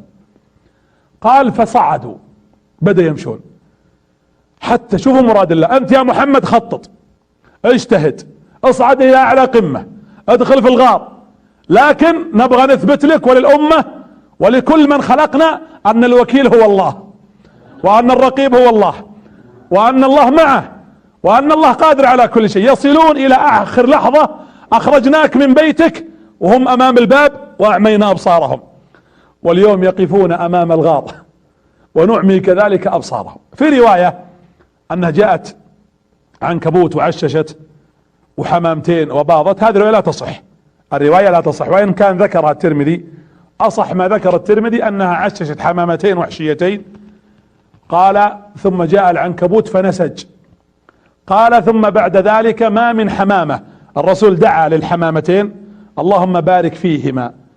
قيل فما من حمام في الحرم إلا كان من سلالة هاتين الحمامتين. هذه رواية وردت وذكرها الترمذي وذكرها عدد من أهل العلم، الهيثمي أوردها، لكنها يظهر أنها غير صحيحة. ولذلك قال الشاعر في نفس هذا المقال، قال ظنوا الحمام وظنوا العنكبوت على خير الورية لم تنسج ولم تحمي عناية الله أغنت من مضاعفة من الأمور أو عار من الأطم. وبدأت قريش تصعد إلى أن بلغت إلى هذا المكان. لما وصلت فوق قريش عند الغار، هم الآن جالسين ما بعد وصلوا فتحة الغار، والنبي صلى الله عليه وسلم جالس مع صاحب. بالمناسبة الرسول لما دخل الغار ما كان يخرج. يقول أبو بكر: خرج النبي لقضاء حاجته، يعني يخرج لقضاء الحاجة، حتى الصلاة يصليها داخل الغار. وهذا من إتقانه في فعل السبب صلى الله عليه وعلى آله وأصحابه وسلم. النبي عليه الصلاة والسلام داخل الغار.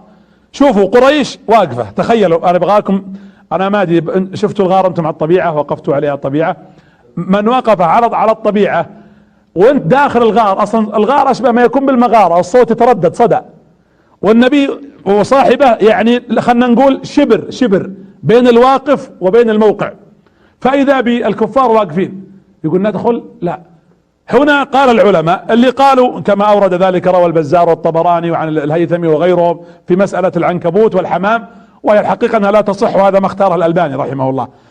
لكن الصحيح قول الله تبارك وتعالى: أيده بجنود ايش لم تروها، كأن الله أعمى أبصارهم بملائكة ما رأى أولئك الكفار. يقول أبو بكر: يا رسول الله، تخيلوا الآن أبو بكر يكلم الرسول، هم واقفين عند الباب أو فتحة الغار: لو نظر أحدهم إلى موضع قدميه لرآنا. والرسول ثقة توكل قمة الإيمان: لا تحزن إن الله معنا، ما ظنك باثنين الله ثالثهما. انتم مش ظنكم باثنين الله ثالثهما، ثق اذا الله معك والله لن يغلبك احد، والله اذا كان الله معك لن تغلب، والله ان ما يكون من نجوى ثلاثة الا هو رابعهم ولا خمسة الا هو سادسهم ولا ادنى من ذلك ولا اكثر الا هو معهم اينما كانوا. فمن كان الله معه لا يخاف.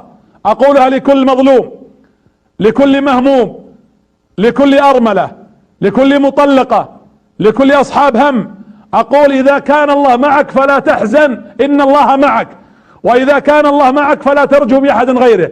ما ينفعك اذا كان من ينفعك اذا كان الله لوحده معك، وكذلك او من يضرك اذا كان الله معك، ومن ينفعك اذا لم يكن الله سبحانه وتعالى معك. دخل وقت الاذان، طيب نكمل بعد الاذان. تفضل.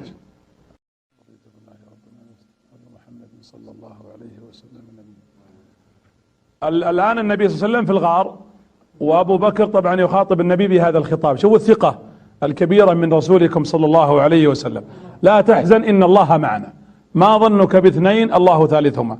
في اللحظة يقول ابو بكر، طبعا بطبيعة الحال لما صعدوا كفار قريش المسافة طويلة اكيد جلسوا وارتاحوا، احدهم لف من وراء الغار ليقضي حاجته، وهذه الطامة، لان اللي واقف وراء الغار وهو واقف قد يرى يبصر، فلف واحد منهم يقضي حاجته، لكن الله اعمى بصره. الله الذي يخطف الابصار يعطي البصر ويمنعه سبحانه وتعالى اذا اراد. والان ابو بكر ناظر الجهتين، الجهة اللي امام هي الاخطر بحكم انها الاوسع والمكان اللي ممكن يدخل معه، الجهة التي وراء لو نظر فقط مجرد انه يحرك خلنا نقول عينيه فقط يرمش قد يرى النبي صلى الله عليه وسلم من غير ما ينحني اصلا. لكن الله تبارك وتعالى حمى نبيه ونصره، وصدق الله: ان النصر الا من عند الله سبحانه وتعالى. النبي يقول عمر بن الخطاب عن ليالي ابو بكر الصديق هذه، يقول: والله لليلة واحدة من ليالي ابي بكر في الغار مع النبي خير من عمر وآل عمر. يا ليتني شعرة في صدر ابي بكر، خير من ابو بكر من عمر وآل عمر، يا ليتني شعرة في صدر ابي بكر. طبعا وقفت قريش اطمأنت ما في احد، على ان قلنا على فرضية صحة رواية العنكبوت والحمام لا يعقل المكان شبه مهجور، توكلنا على الله وانزلوا. فلما نزلوا بقي النبي اتم 3 ليال، خرج النبي بعدها وذهبت قريش. وفي طريق النبي الرسول الان ما راح مع الطريق اللي يودي للمدينة مباشرة، في طريق للقوافل.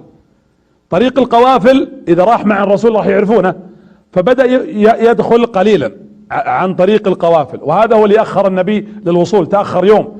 يعني عادة الناس القوافل تأخذ 10 أيام من مكة إلى المدينة، النبي صلى الله عليه وسلم جلس 11 يوم، والسبب أنه يتغول في الصحراء شوي ثم يرجع، لكنه يضطر احيانا ان يخرج على طريق القوافل، اما تكون هناك جبال صعبة صعودها، ففي 3 مواضع خرج النبي من طريق الذي اختاره لنفسه الى طريق القوافل. في هذا الموضع لمحه بعض كفار قريش، لكن الرسول لما يجي في هالطرق اللي خلنا نقول فيها نوع من الالتقاء، كان النبي وابو بكر يتلثمون ويسرعون على الراحلتين، ما يمشون شوي شوي، وهذا من فعل الاسباب. في المرة الثانية او الثالثة رآهم بعض اهل القوافل قريش وراحوا لمكة، قالوا حنا شفنا 3 رجلين عليهم لثام ومعهم دليل عبد الله بن أريقط لم يكن مسلما، وقالوا اجل هذا محمد، ما داموا 3 هو ابو بكر ومعهم دليلهم الذي يدلهم. وقيل عامر بن ابي فهيرة في الروايات انه كان معهم. في هذا الطريق قالت قريش يلا ارسلوا لنا الشباب 100 فارس يجيبونهم. قال سراقة فخبأت في نفسي، سراقة يقول ابغى 100 ناقة يقول قلت لا، ما دام دريت عن طريقهم قلت لا لا لا لا، هؤلاء ال3 من قومي انا ارسلتهم يقول عشان ابعدهم عنهم، انا ارسلت 3 لغرض للمدينة من قومي، ليس محمد ولا صاحب عليه الصلاة والسلام. يقول فركبت امتطيت فرسي واخذت سيفي وتوجهت لنفس المكان اللي ذكروه اهل القافلة اللي جاءونا. فلحق اللحظات هذه ابو بكر الصديق رضي الله عنه يتقدم النبي مرة من المرات يقول اخشى عليك الطلب، يعني احد يجيك من قدامك، ويمشي خلفه وهو يقول النبي صلى الله عليه وسلم اخشى عليك الرصد، قدام اخاف احد يطلبك ومن وراء اخاف احد يرصدك، وامشي على يمينك وعلى يسارك اخاف عليك الغدر. ابو بكر يدور مرة قدام مرة هي وراء مرة يمين. قال الرسول ماذا تفعل يا ابو بكر؟ قال اني احرسك اخاف عليك. قال او تفديني بنفسك؟ شوفوا كيف الرسول يخاطبه وداعي به ايضا. قال نعم يا رسول الله. قال تموت يا ابو بكر؟ يعني هين عليك ان تموت وتتركني؟ قال انا باحد يا رسول، انا رجل، ان مات ابو بكر فهو رجل، لكن انت ان مت ماتت الامة، ان مت يا رسول الله ماتت الرسالة. يقول ابو بكر وبينما انا ادور حوله فاذا بالرسول يقرأ عليه الصلاة والسلام القرآن، يقرأ عليه الصلاة والسلام. يقول وانا التف بروح وراء الا اشوف فيه خيل وعليها فارس متلطم والخيل تجري. قلت يا رسول الله ان فارسا ادركنا. يقول والله ما التفت رسول الله. شوف الثقة بربه، ماشي النبي صلى الله عليه وسلم على راحلته والان يقول له فيه فارس يا رسول الله متلثم على فرسه ورانا. هنا ماذا قال النبي؟ اي واحد تصيبه مصيبة او يخاف من احد، اذا خفت من احد تخشاه، قل ما قاله الرسول الان في هذا الدعاء. قال النبي صلى الله عليه وسلم، يقول ابو بكر فسمعته يقول اللهم اكفنيه بما شئت وكيف شئت انك على ما تشاء قدير. يقول ما ان قالها النبي عليه الصلاة والسلام الا شفت الفارس طاح من على فرسه. سراقة فارس يقول في حهو يقولها عن نفسه، يقول ما اذكر انني سقطت من على فرس اول مرة، يعني تلخبط كيف اطيح فوق الفرس. يقول فركبت مرة ثانية، يقول فركب فقلت يا رسول انه ركب على فرسه، وقالها النبي صلى الله عليه وسلم اللهم اكفنيه بما شئت وكيف شئت انك على كل شيء قدير. يقول فسقط مرة ثانية. يقول فركب الثالثة فتقدم وكل ما لا يقرب حولنا. قال فلما اقترب لم يكن بيننا وبينه الا مسافة فرس، يعني مترين متر ونص تقريبا.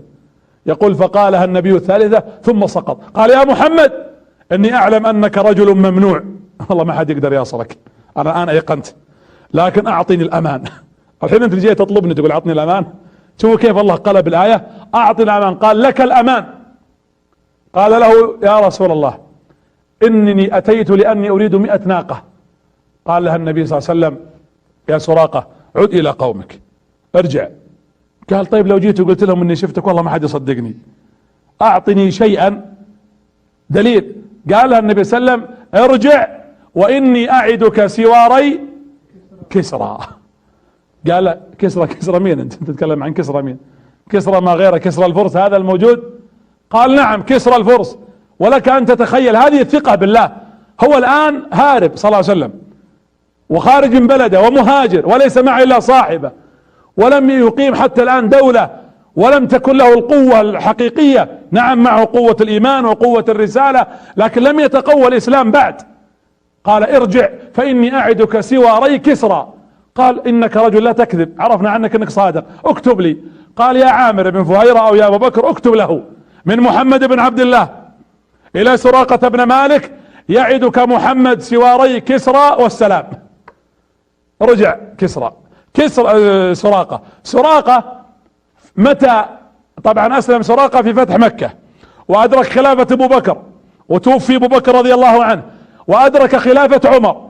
ولما فتحت مدائن الفرس ودخل المسلمون وأحضروا الذهب وأحضروا ما وجدوه هناك في المسجد، وقف عمر رضي الله عنه بعد وفاة الرسول وإذا بسواري كسرى على الصناديق.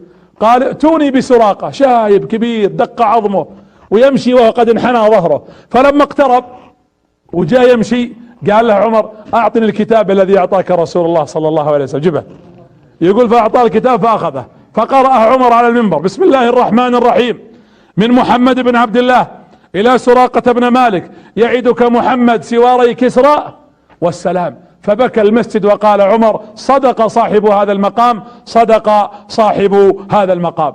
يمشي النبي صلى الله عليه وسلم ويكمل رحلته.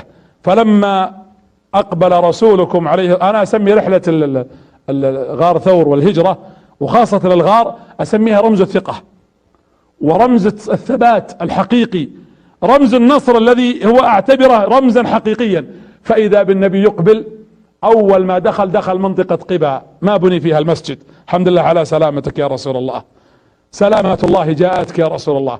يدخل النبي صلى الله عليه وسلم ويدخل صاحبه ويجلس عند اهل قباء ويكرمونه عليه الصلاة والسلام ايما اكرام. ما بعد دخل المدينة، قباء عن المدينة 10 كيلو تقريبا او اقل من ذلك بقليل، والرسول يجلس في هذا المكان.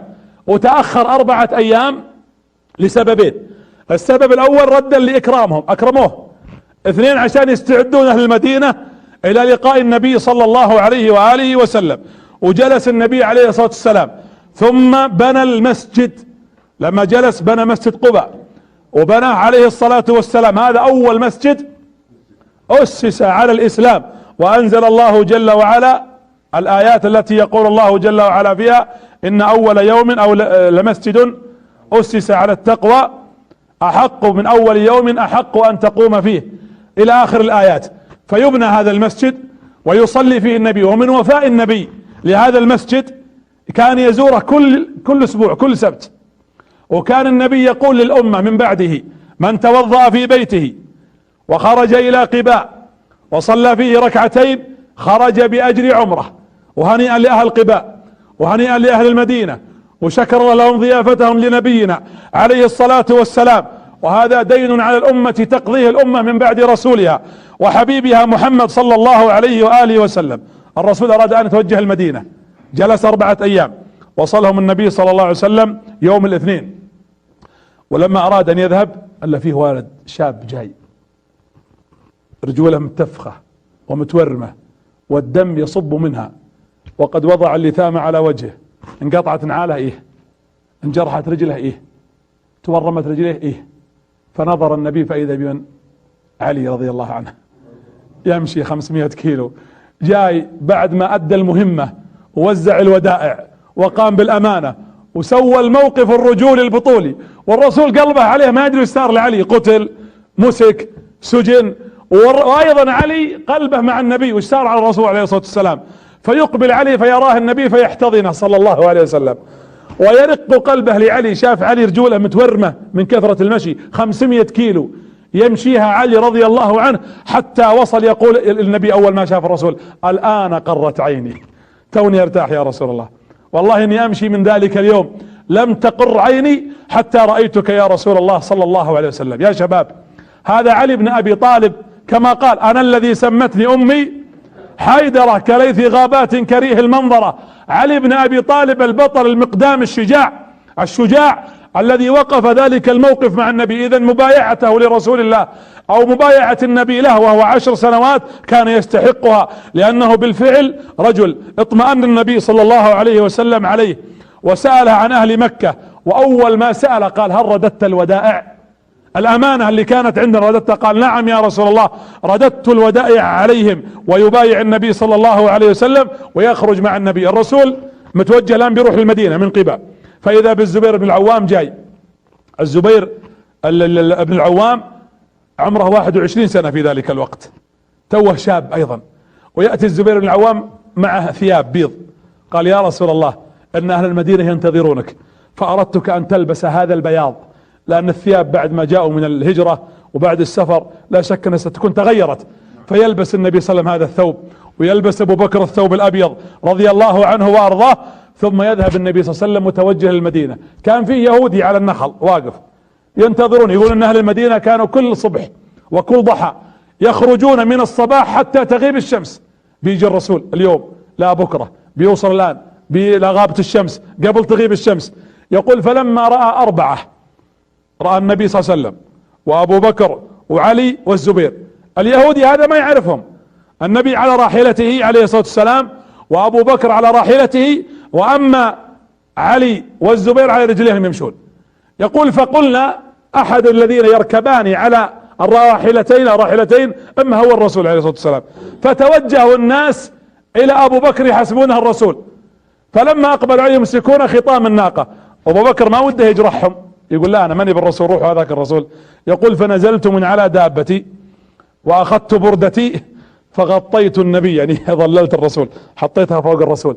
فعلم الناس انه هو النبي صلى الله عليه وسلم، فجاءوا يقبلون عليه واخذوا يمسكون ناقته. ارتفعت الاصوات، تكبير وتهليل، الله اكبر، جاء محمد، لا اله الا الله، اقبل رسول الله. فيه الابيات الشهيرة المشهورة اختلف العلماء على صحتها وهل تثبت في يوم الهجرة، وقيل انها كانت بعد تبوك على الثنية، هذا محل خلاف العلماء. لكن على اعتبار انها كانت يوم الهجرة بدأ الناس يرددون طلع البدر علينا من ثنيات الوداع، وجب الشكر علينا ما دعا لله داع، ايها المبعوث فينا جئت بالامر المطاع، جئت شرفت المدينة، مرحبا يا خير داع. ويقبل النبي صلى الله عليه وسلم والبيوت والنساء والاطفال ويتباكون، وامتزجت بكاؤهم مع تكبيرهم. يقول انس بن مالك والله اننا رأينا يوم دخل النبي المدينة كيف استنارت واضاءت صلى الله عليه وسلم، ورأينا كيف اظلمت يوم مات عليه الصلاة والسلام، فهو النور كله صلى الله عليه وعلى آله وأصحابه وسلم. ما حد يعرفه، الناس يبغون يشوفونه، ما شافه إلا 75 اللي جاءوا في بيعة العقبة، هم اللي شافوه فقط. والناس ما يعرفون شكل النبي صلى الله عليه وسلم، يقبلون ويركضون فرحا. فلما دخل النبي صلى الله عليه وسلم أراد الناس له أن يضيفوه. يا جماعة المدينة فيها ترى قطع من الجنة. اذا وقفت على جبل احد اقول انا احيانا من نفسي ايها الجبل انك جبل وقف عليك النبي عليه الصلاة والسلام، وانك جبل في الجنة، وجبل نحبه ويحبنا، وهو من جبال الجنة. فاسألكم بالله اذا دخلت المدينة استشعروا هذه المواقف، ليس لها قدسية لكن نستشعر مواقف النبي صلى الله عليه وسلم. بل الروضة في المسجد ما بين بيته ومنبره روضة من رياض الجنة. اختلف العلماء كيف تكون روضة، هل هي نفس البقعة تحمل للجنة، او انها جزء من الجنة، او ان من دخلها كأنه في الجنة. المهم انها من الجنة، وغيرها في المدينة من آثار مباركة هي من ارض الجنة. ولذلك النبي يدخل هذه المدينة ويباركها صلى الله عليه وعلى آله واصحابه وسلم، والرسول يرى هؤلاء ويقبل عليهم فيأخذون خطام ناقته. ولما اخذوا خطام الناقة كل منهم يريد ان النبي صلى الله عليه وسلم ان يضيف عنده، يكون ضيفه. فقال النبي دعوها، اتركوا الناقة فانها مأمورة. وتركوا الناقة ومشت. الرسول وده ببني النجار لانهم اخوال ابوه، وتمشي الناقة فتبرك في مكان المسجد الحالي. اسمعوا الرواية الصحيحة. قال فبركت الناقة ولا يزال النبي على ظهرها، يعني عليها. ثم قامت مرة ثانية الناقة فذهبت مشت، ثم رجعت وبركت في نفس المكان مرتين. فلما نزل النبي صلى الله عليه وسلم قال انها مأمورة، وكانت مقابلة لبيوت بني النجار اخوال عبد الله والد النبي صلى الله عليه وآله وسلم. هنا نزل النبي صلى الله عليه وسلم. اول ما نزل النبي عبر لهم ويؤكد لهم عليه الصلاة والسلام بكلمات. سيلقي خطاب الآن، اسمعوا ذا الخطاب، ابغاكم انتم تعطوني هل هو خطاب ديني روحاني، ولا خطاب سياسي، ولا خطاب اجتماعي؟ اتفقنا؟ والمشاهدين كذلك. وقف النبي صلى الله عليه وسلم والناس تنصت الآن تبي تسمع وش بيقول النبي صلى الله عليه وسلم. أول ما وقف نادى الناس قال: يا أيها الناس، أبغاكم تحللون الخطاب هذا ديني ولا سياسي ولا اجتماعي. قالوا: يا أيها الناس، الرسول يقوله: أفشوا السلام وأطعموا الطعام وصلوا الأرحام وصلوا بالليل والناس نيام تدخلوا الجنة بسلام. هذا مو كلام مسجوع ومنمق وصفصفة كلام، هذا كلام النبي الذي لا ينطق عن الهوى وهو الذي يفقه المرحلة. طيب هالكلام وش سياسي ديني اجتماعي؟ ها هو كلها.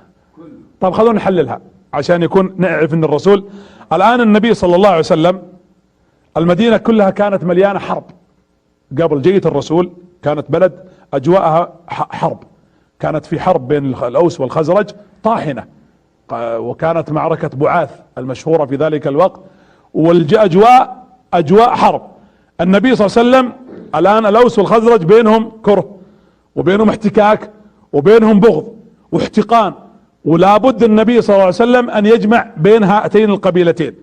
ايضا فيه يهود وفيه مسلمين فقراء كانوا اغنياء في مكة وجو الان لاجئين، وهذا جو اخر.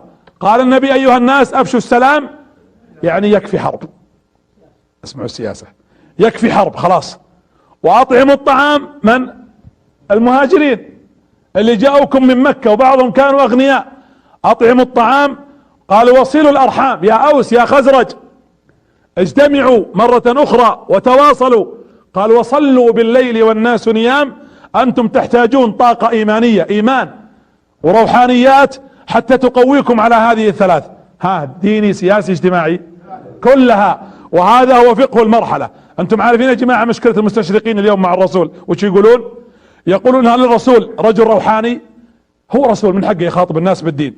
هل هو حاكم سياسي يخاطبهم بالسياسة بحكم ان اهل المدينة اختاروه على المدينة؟ هل هو مصلح اجتماعي جاي يصلح الارض؟ نقول كلها كانت للنبي، لكن المستشرقين يريدون تكييف الموضوع على ما يليق او يروق لهم، ونبينا رحمة للعالمين صلى الله عليه وسلم اول كلمة قالها السلام. قال: افشوا السلام.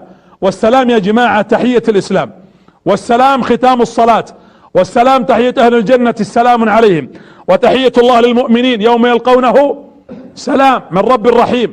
وبدأت رسالة النبي احتضان جبريل عليه الصلاة والسلام يوم الغار، ذلك الاحتضان رمز للسلام والتمسك بالاخلاق كانت في حياة الرسول. ابربطكم بين الغار الاول، شوفوا الربط، شوفوا الاخلاق، شوفوا الثبات. شوفوا ترى الاخلاق ميب معليش كما يقال انها تصنع في لحظة وفترة وموسم وقدام ناس وفي مجلس، لا، الاخلاق مبدأ وتربية ودين، قبل ذلك تبقى عليه وتسير حتى تموت عليه. النبي صلى الله عليه وسلم ثبت على هذه الاخلاق لانها اخلاقه التي تربى عليها عليه الصلاة والسلام، ولذلك صلى الله عليه وسلم ينادي بالسلام ويأمرهم بالسلام، والرمز الاول السلام. عائشة خديجة رضي الله عنها لما قالت له، لما جاء قال: زملوني زملوني، وحكى لها الوحي، وش قالت له؟ قال: كأنك ايش؟ تصل الرحم، وهو الان جالس يوصي الناس بصلة الرحم. وانك تقري الضيف، وهو يوصيهم باطعام الطعام. فهذه الصفات واخلاق موجودة فيه حتى قبل البعثة وقبل رسالته، لكنه بعث صلى الله عليه وسلم ليتمم مكارم الاخلاق العظيمة. طبعا وقف البيت، وقفت الناقة وين؟ عند بني النجار. ابو ايوب الانصاري والرسول جالس يلقي خطابه، هو جاه قال له: يا محمد ادخل عندي في بيتي. قال الرسول: دعها فانها مأمورة. والرسول يميل اليه، وده ان يكون عنده. يقول ابو ايوب: فاستغليت خطاب النبي وخذيت متاعه ودخلته بيتي. يوم خلص النبي صلى الله عليه وسلم قال: اين متاعي؟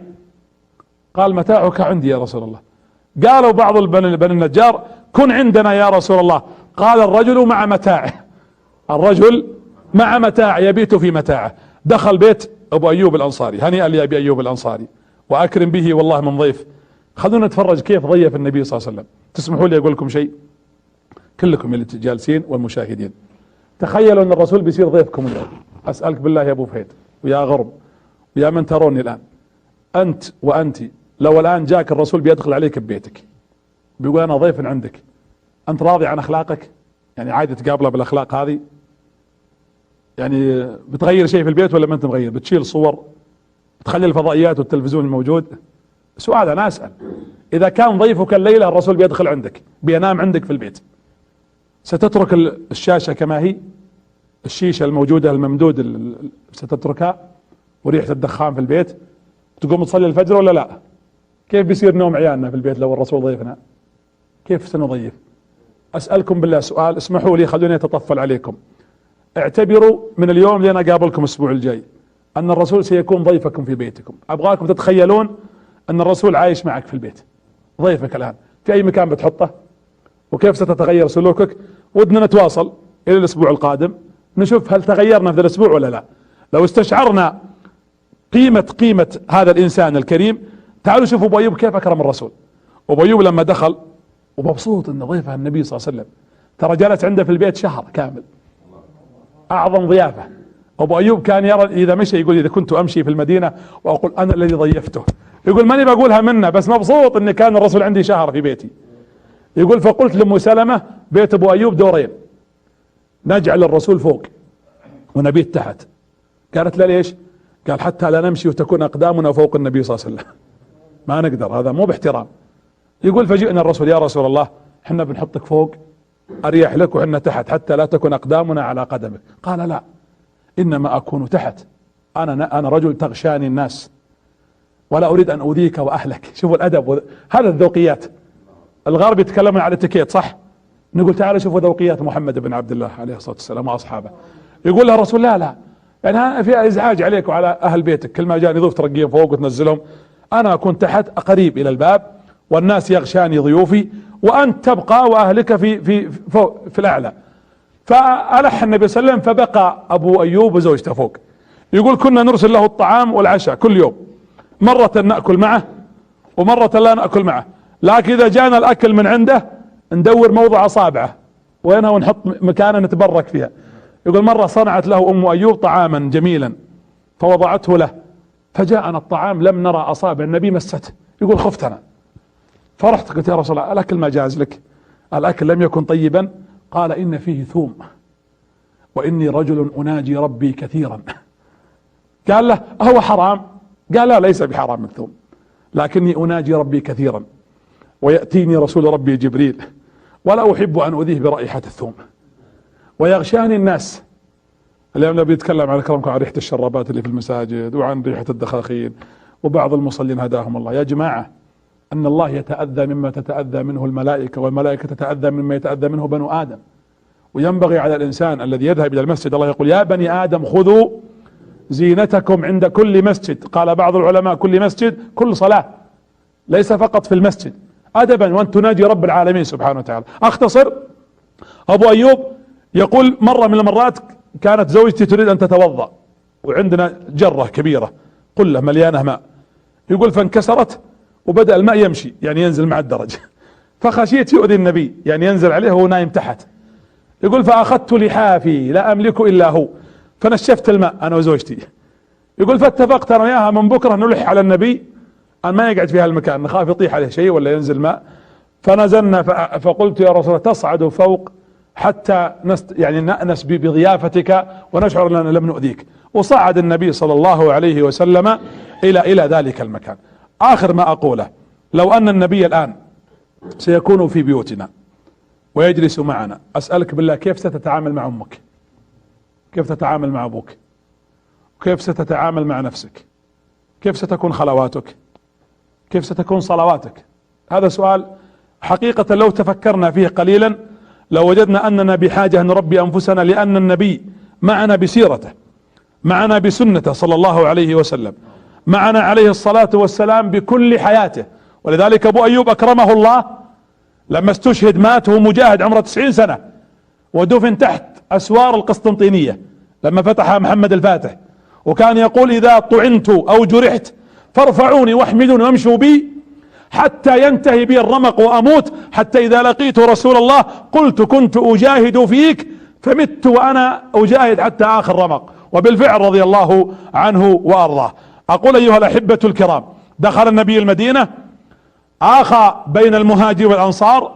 كانت المدينة النبي عليه الصلاة والسلام، طبعا أجواء المدينة تختلف، فيها مهاجرين وفيها أنصار وفيها يهود أيضا، وخرج فيها فئة وهي فئة المنافقين، وكانوا قد اجتمعوا في تلك المدينة. لكن النبي استقر وبنى المسجد وراعى هذه الظروف كلها، راعى وجود المهاجرين وراعى وجود الأنصار، وآخى بينهم المهاجري مع الأنصاري.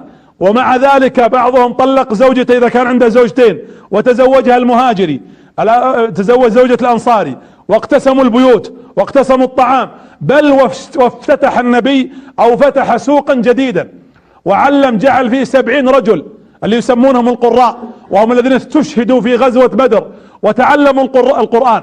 كانوا يحفظون القرآن في الليل ويعلمون الناس المهن والحرف في النهار، فجمعوا بين العلم والعمل فكانت لهم مكانتهم. وجلس النبي صلى الله عليه وسلم يؤسس هذه المدينة ويحوطها عليه الصلاة والسلام بتوجيهاته.